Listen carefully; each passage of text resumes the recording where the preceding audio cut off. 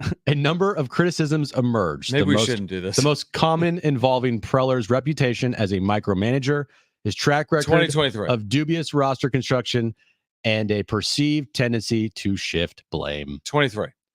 Brent? I'm going to say 21. Brent's correct. 2021. No. 2021.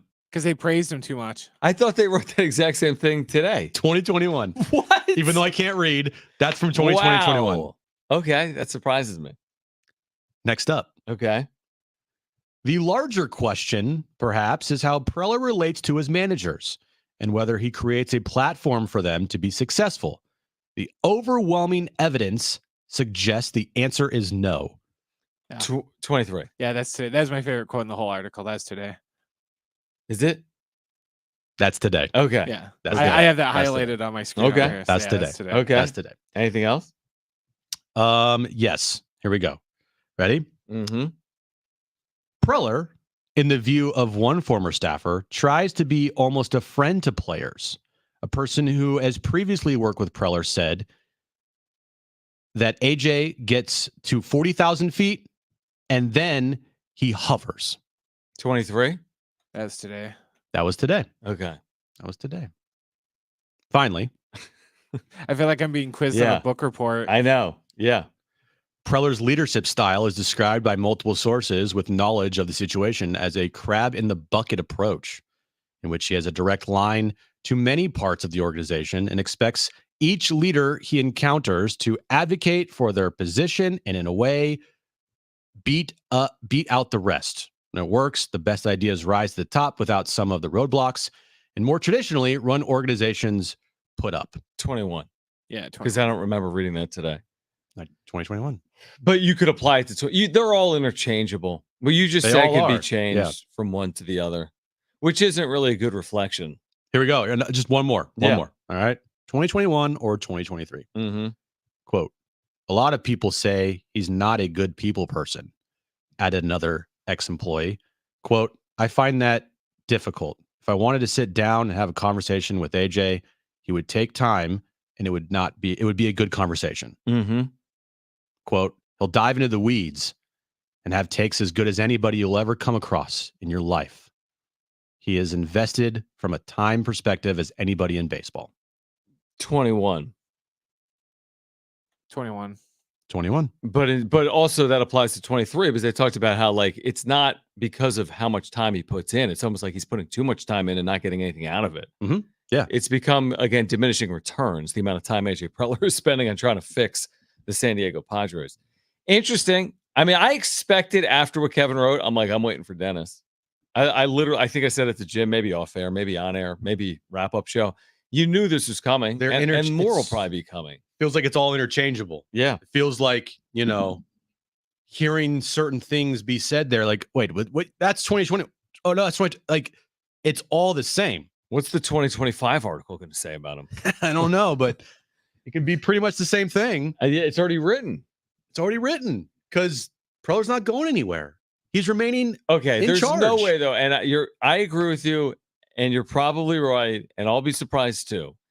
And I hate to do this, but if we go through 2024 and nothing changes and they're on the outside looking in, there's no way at that point he's back. I mean, at some point, there's got to be like the end of the run. Like there's got to be something to break the camel's back. Cliche. I don't know what it is. What is it going to take a winless season? I don't know if that's going to come. I honestly don't know what it is. Really? If 2021 and 2023 aren't this, straw that breaks the camel back moment, I mean, what is, guys? What is going to cause this organization to change? What if I spun it? I tried doing this the other day and you laughed at me. I laughed at myself. What if I said, hey, since 2020, the Padres have 3 playoff series wins, which is top 5 in baseball. Won a series against the Cardinals in 2020, beat the Mets, beat the Dodgers in 2022. They have 3 playoff series wins in the last 4 years. Pretty good. I would say you should apply to work for the Padres. Okay. Because that's a very Do you good have an spin email? job. I do have a couple emails. Okay. I know you do too, but that is a very good spin job that I am pretty sure might be. Oh, that might be used. Hold on. 3 playoff series wins since 2020. Yep. Hold on. What if I told you that since 2020, Jim, the Padres have a winning record? 3 playoff wins. Playoff series wins. 3 playoff series wins since 2020. Series wins. Top 5 in baseball. 2020.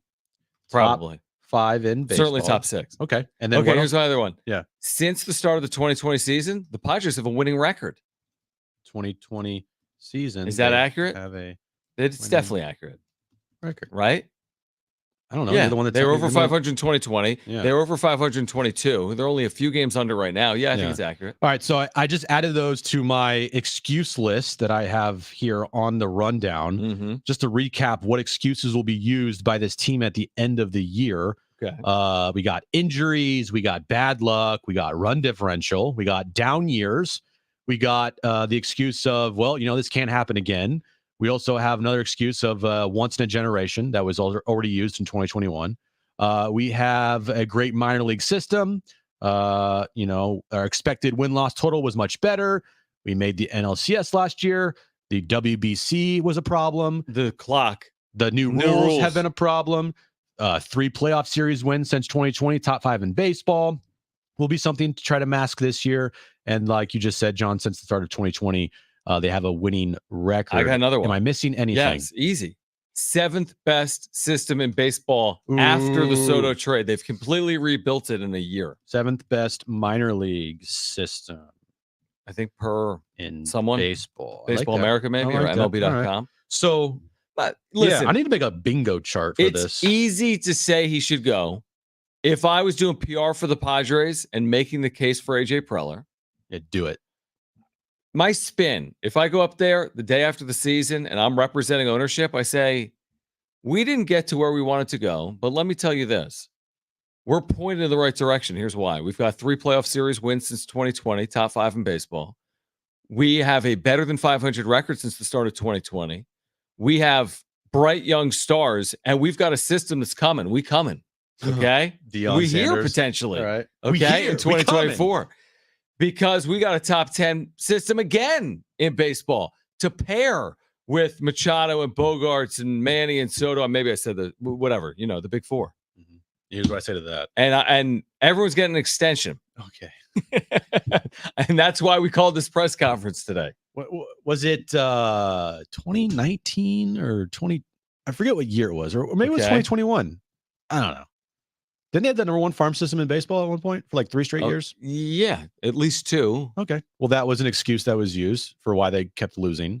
And look what that got them. National League Championship Series with all that hot talent lava last year. Cool. Now they're going to finish under 500. Potentially. Are you going to change your tune if they finish over? Nope. Okay. The tune is not changed by however they finish September. Sorry, guys. You can try to paint this as they finish strong and they're now poised for a great offseason, and Manny's going to get the surgery and he's going to come back better than ever next year and blah, blah, blah, blah, blah. This doesn't change. Okay. The problems are still there. They still exist. And AJ Preller has been given plenty of time to turn this franchise into a World Series team, to turn this franchise into a consistent winner. And he has turned this franchise into a consistent, hey, we're going to have articles written about us every single other year about how damning and dysfunctional we are. Franchise. Would your opinion change if the San Antonio Missions won the Texas League title? Let me answer that for you. Probably not. No. All right. Demetrius Sumler, San Diego State cornerbacks coach, will join us in about 8 minutes. San Diego State, Boise State, Friday night at Snapdragon.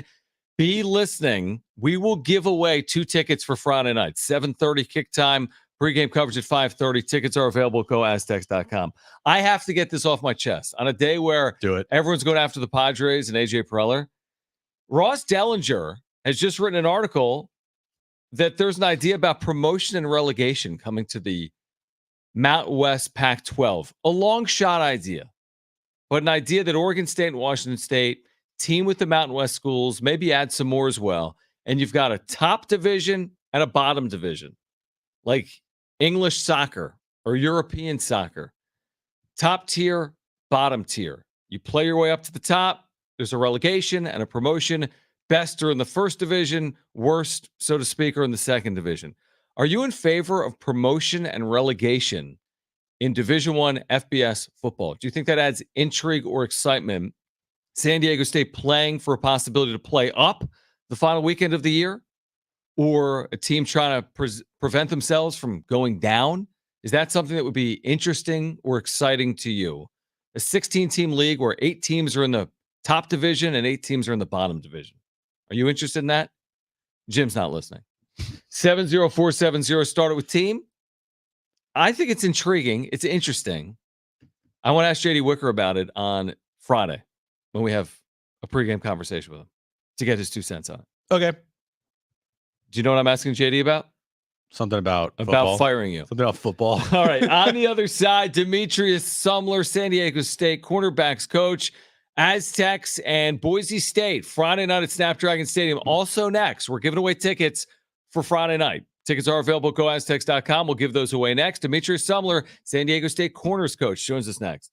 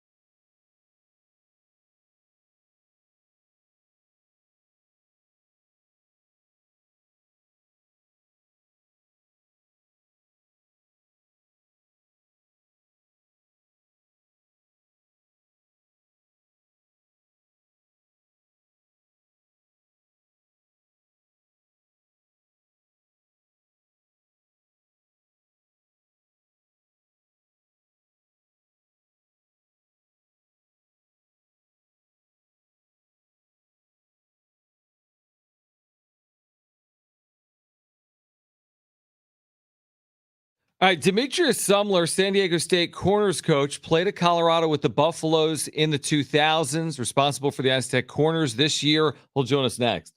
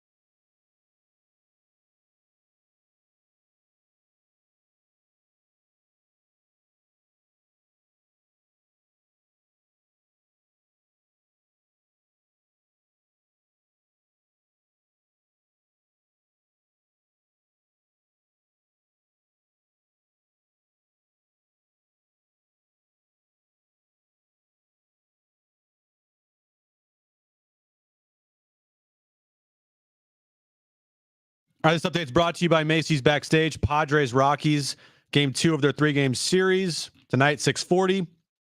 Likely one of Blake Snell's last starts in a Padres uniform. Other news in baseball today: Shohei Ohtani had surgery on his torn UCL. He'll be out for the rest of the year. He should be ready for spring training next season for whatever team he is on. And the Aztecs take on Boise State this Friday night at Snapdragon Stadium, 7:30 kick. Our pregame coverage starts at 5:30 right here on San Diego Sports 760.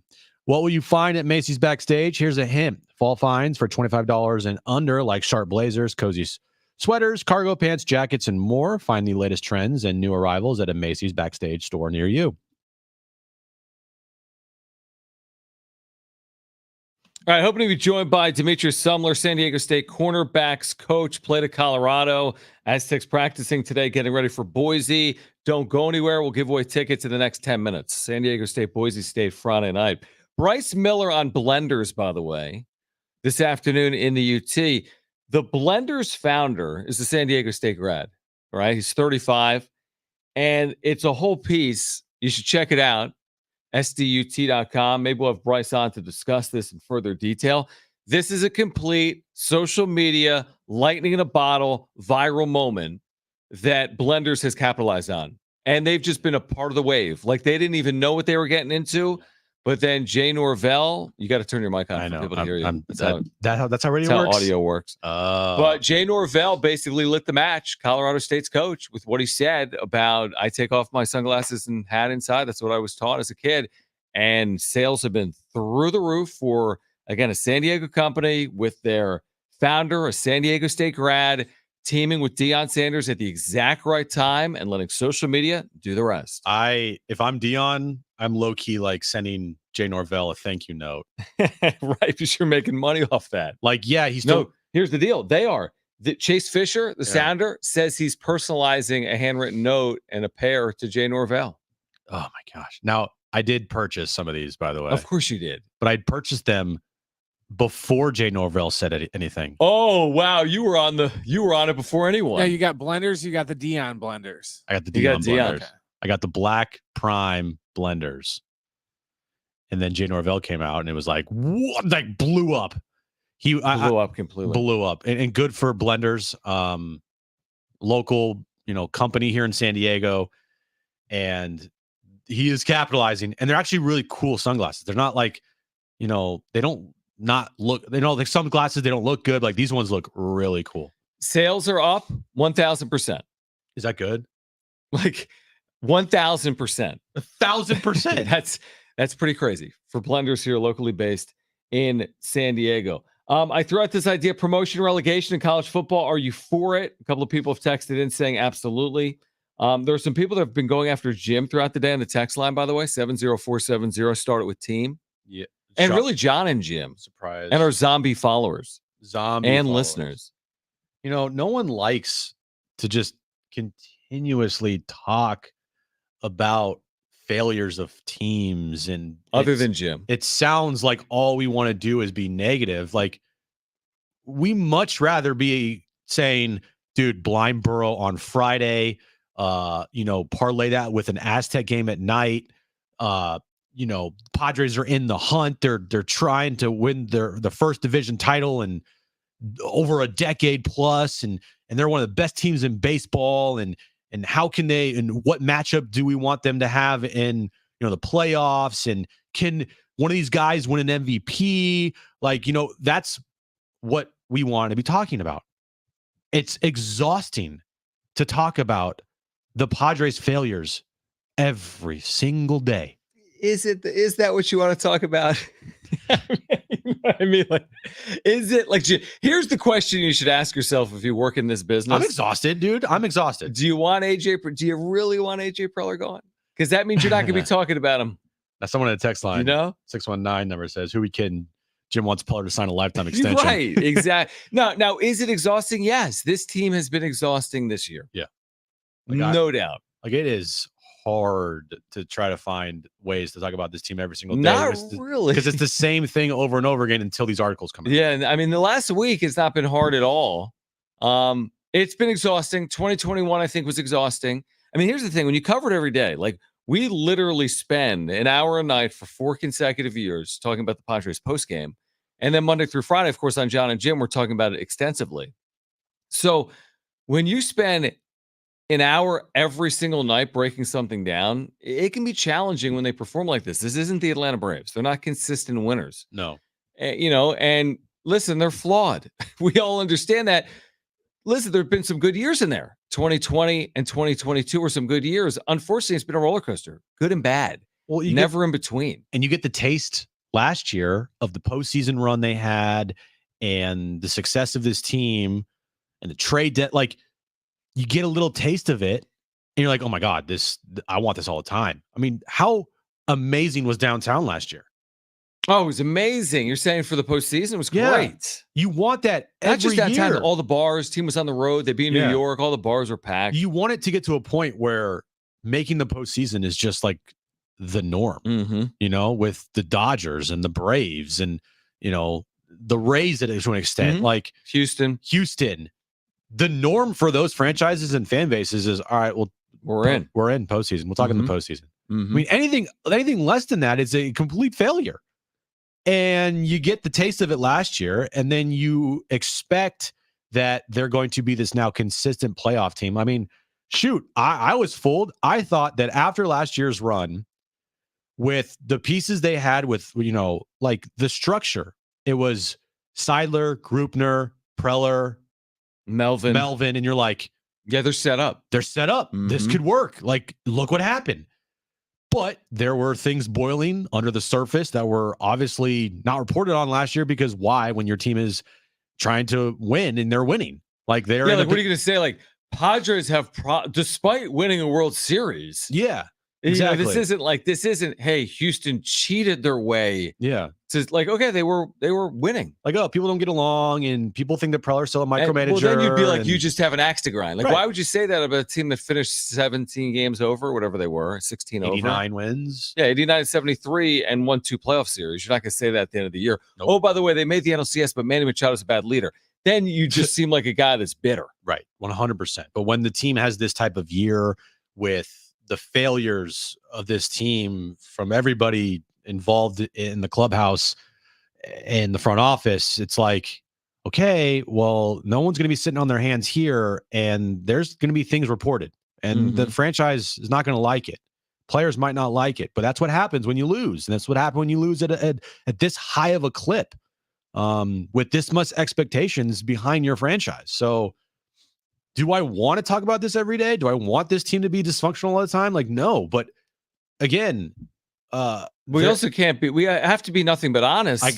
When these things come out, like my honest opinion is AJ Preller needs to go. I thought that in 2021. Last year, I thought was a turning point. I thought, oh my gosh, he actually realized his mistakes. And after the 2021 disaster, he looked himself in the mirror and he changed. And now we're on the right path. If you're a Padres fan, you got to feel good about the path that this team is going forward in the future. And then it completely the car wrecked on the side of the road, and there's no help coming, and it feels like you're back to square one.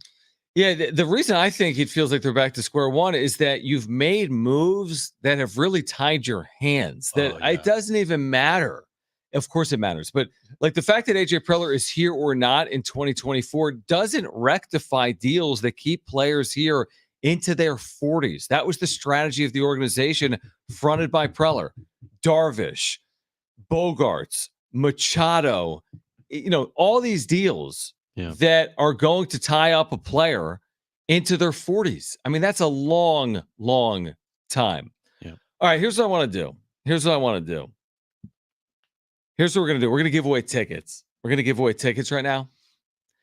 The number to call is 844-570-1360. I'm trying to do 2 things at once. What do I want you to do? Right. 844-570-1360. We were hoping to get Demetri Sumler on the time. I mean, we could try it in 5 minutes, for about 5 minutes. But there goes Jim's back page, which was a big loss. No? Huge loss. With it, yeah. Yeah, we can't. No, yeah. Unfortunate time, it's not going to work. All right, 844-570-1360. What day is today? Tuesday? Maybe tomorrow. I'll talk to Jamie at San Diego State about tomorrow. All right, 844-570-1360. You've got 2 free tickets for San Diego State and Boise State. Tickets are available at GoAztecs.com. This is Friday night. Caller 6 they're yours. San Diego State, Boise State, Friday night. Tickets are available. GoAztecs.com. Huge game. Caller 6. They are yours. Jim's back page. That'll come your way next.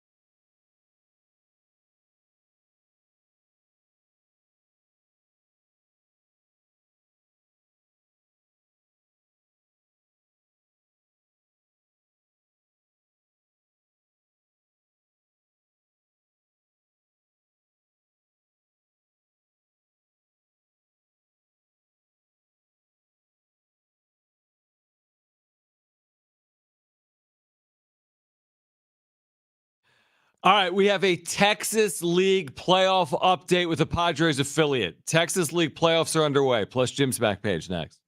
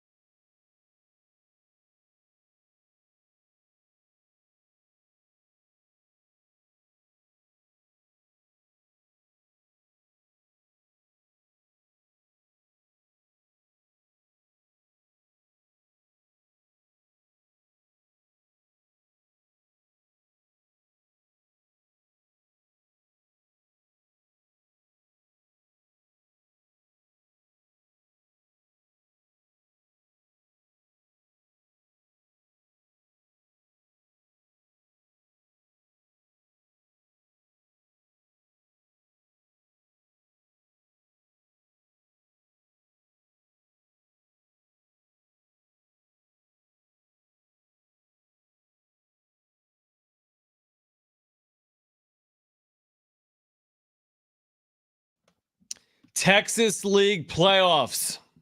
San Antonio, AA Padres. Amarillo, who knows who they're affiliated with. It's game one of a best of either 3 or 5 series. In game one, San Antonio on the road in Amarillo, leading 3-0 through 2 innings behind Robbie Snelling. Who's had to listen to this line from Snelling: 2 innings, 3 hits, 1 walk, no runs from Robbie Snelling. Anyway, 3-0 San Antonio tonight. Game one of the Texas League playoffs. One of the bright spots for the Padres organization has been in the AA Texas League. Are you watching? No. Okay. No. They got all their stars there, right? Ethan Salas, IL. Oh, you're not watching tonight? No, I'm going out to dinner tonight. That must be nice. My dad's in town. Oh, You great. said they're playing Amarillo? Yeah. And Sod you Poodles. Oh, okay, yeah. Who, ironically, his name is John. Your dad's name is John? Yeah, What? I know. Jon or I thought it was John? Guy. John. Where are you guys going? It's just you and your dad? Aaron, too. Well, no, me, Aaron, my dad, and my stepmom. Well, this is interesting. Breaking news. Where are we going? We're going out to Liberty Station. Very nice. Yeah. Any specific spot there or just all of them? Well, it's either Stone or it is Buena Forqueta. Oh, is there a Buena in Liberty Station? I There's, didn't even right next, realize right. that. So it's a Stone. Yeah, I know and that then there's big Stone location. and then the market. Oh, is you right weren't next to it. here for that. One of my back pages when you were gone in Philly/Jersey was Bueno was named best pizza place in California. Did you know that? Buena Forqueta was? Yeah. What? And they have the best margaritas. Dude, I can't. You don't know the story. Real quick. You told me, like, get the margarita at Buena Forqueta. I'm like, okay. So I went there. I'm like, can I have a margarita? Like, we don't have margaritas. And then I meant the I'm like, margarita dude, they don't pizza. have, and then I text him like, they don't have margaritas. Like, you're such an idiot. Like, I'm at margarita pizza, dude. And then Chris was like, why would the Italian place have margaritas that they're known for? I'm like, that's a fair point. Wow. And we thought you were an idiot. I All know. right, let's get to it.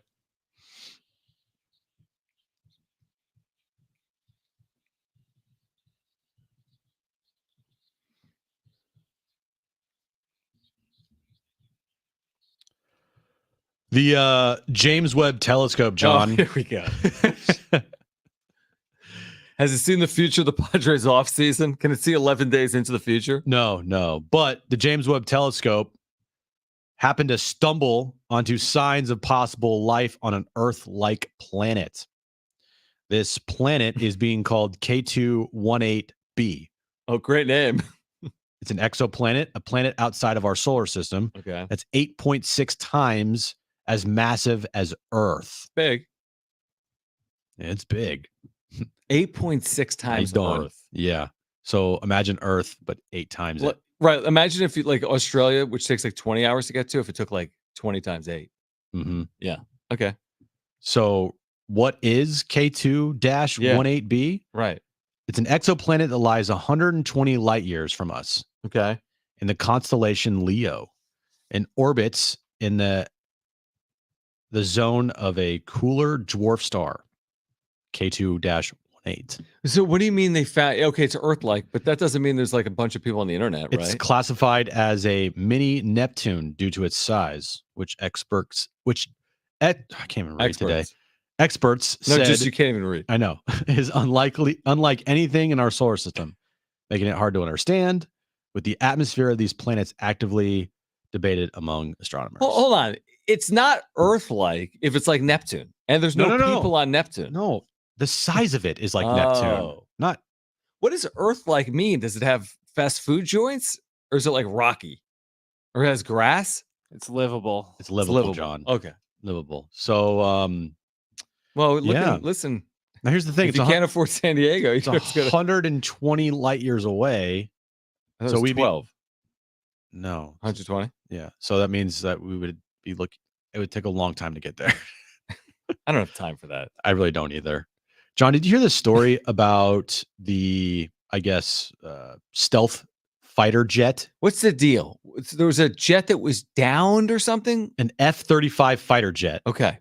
Went missing for about 2 days while flying around over North Carolina. Someone took the keys? The pilot ejected from the plane. The plane was on autopilot, and it was also in stealth mode. Wait, why did he eject? It is yet to be reported why. They haven't found this fighter jet yet. Wait, if it's in stealth mode, nobody knows where it is. No one. Like they're trying to find it. That's how good stealth mode is. There's like so it what's went that missing. mean? It's just gonna like run out of gas in a And couple land days in, and like, just land on Philly? someone's house. I mean, I don't know. There's Probably in it's the ocean. probably, but Well, hopefully in the ocean and not Not above like- a suburban area or something. Right. but yeah. Now I got to be worried all night. Don't worry. It's over in the Carolinas, dude. That thing goes That's what- fast. It's an that's what you think. F-35. How do you know it's stealthy? Very stealthy. And Might by be the right way, over our heads. just if it's a plane, you can go from Carolina to California or further. Jim fact. Yeah, John fact. Planes, fact. planes can do that. What else you have? Finally, in about 9 minutes will Okay. be the Off next the air. episode of Ahsoka. Really? Yes, episode 5 last week was the mid-season finale. I guess they're dubbing that. Tonight, we get episode 6, and the best part is in all of the trailers and everything leading up to the final 3 episodes of this season, there is only a total of like 10 seconds of footage that we have seen. Hold on. What is a mid-season finale? That's like saying the final 2 minutes of the second quarter, like we're 2 minutes away from halftime. And you just said it. There you go. Okay. Mid-season finale. You got a problem with that? You Yeah. act like you've never seen a TV show before. Well, to be continued, I'm all for. That's the whole point of the show. Every episode ends with like basically a to be Right. continued. And they're saying like this is the mid-season like finale. Like here's the mid-season Okay. episode. Have we talked about The Golden Bachelor? We have not. It is kicks off next Thursday Made night. of gold now. John's he's- back page next Thursday. It's just old. It's and just he's- like some old guy. Yeah, with a bunch of He's not women that in their old, I don't 40s. think. He's 70. He's in his 70s. Okay, he's old. All right. Stand corrected.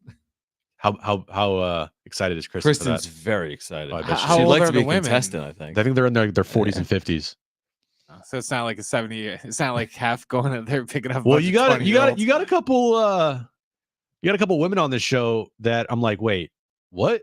Like it's That are younger? no, like they don't look their age. Okay. Will you So- be watching? Will Aaron be watching? I probably will be watching, yeah. And then Okay. we'll be texting about something stupid and then laughing our ass off. And There are yeah. 2 hilarious baseball plays that have happened today. I want to talk to you about off air. I don't care. They're hilarious. Okay, great. I know you do care. Okay. If you missed anything today, sportssd.com, iHeartRadio app, iTunes, TuneIn Radio, Spotify. Find us on YouTube. Thank you. We're over 1,000 subscribers on YouTube in a month. Thanks to you. Find us, Jon and Jim 760. You can search. Find us on social at Jon and Jim, JONANDJIM. We're back tomorrow at 3, I do believe. For We're not Brent and Jim, I'm Jon. Keep it here. It's the all-new San Diego. It's not all new. It's San Diego Sports 760. It's Okay. relatively new. Saw, dude. Bye.